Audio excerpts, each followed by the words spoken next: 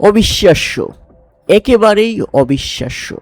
Lukaku এমন খেলা শেষ কবে দেখেছেন আপনি, যেখানে একটা দল 85 মিনিট পর্যন্ত 2-0 গোলে পিছিয়ে থাকার পরেও শেষ 5 মিনিটের মধ্যে কাকতালীয়ভাবে ফিরে আসতে পারে, তাও আবার পরপর 2টি গোল করেছে তারা শেষ 5 মিনিটের মধ্যে 3 মিনিটের মাথায়। হ্যাঁ দর্শক, ম্যাচের 85তম মিনিট পর্যন্ত 2-0 গোলে পিছিয়ে থাকা বেলজিয়াম ম্যাচে দারুণভাবে ফিরেছে।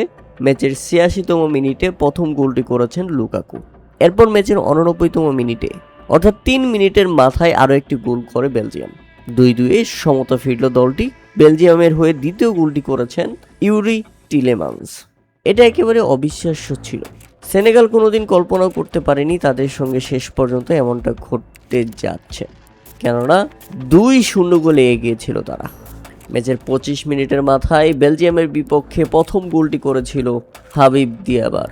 এরপর দ্বিতীয় অর্ধের শুরুতেই আরও একটি গোলের দেখা পেয়েছিল সেনেগাল। গোল করেছিলেন ইসমাইল সার।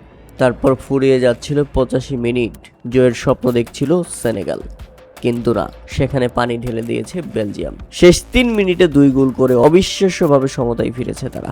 শুধু এখানে শেষ নয়, এই ম্যাচে 4জন দর্শক মাঠে ঢুকে পড়েছিল, আর যাদেরকে নিয়ন্ত্রণে আনার জন্য প্রায় প্রাণান্তকর চেষ্টা নিরাপত্তা কর্মীদের। আবার 2 গোল খেয়ে পিছিয়ে পড়ার পর নিজেদের মধ্যেই প্রায় হাতাহাতিতে জড়িয়ে পড়ছিলেন বেলজিয়ামের 2 তারকা ফুটবলার লিয়ান্ড্রো ট্রোসার্ড এবং ইউরি টিলেমান্স। পরে তাদেরকে আলাদা করতে দেখা যায় আরেকজনকে। যেভাবে একে অপরের দিকে তেড়ে যাচ্ছিলেন তাদের মনে হচ্ছিল খুব বড় ঝামেলা বেঁধে যাবে, কিন্তু সেখানে সেটা ঘটতে দেয়নি সতীর্থরা। এরপর একটা কি হয়ে গেল সেনেগালের সঙ্গে।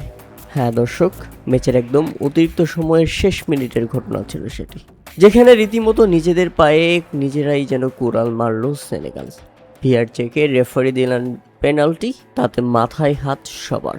যে দলটা ম্যাচের 85 মিনিট পর্যন্ত 2-0 গোলে এগিয়ে ছিল, সেই দলটা শেষ পর্যন্ত এভাবে হারতে চলেছে।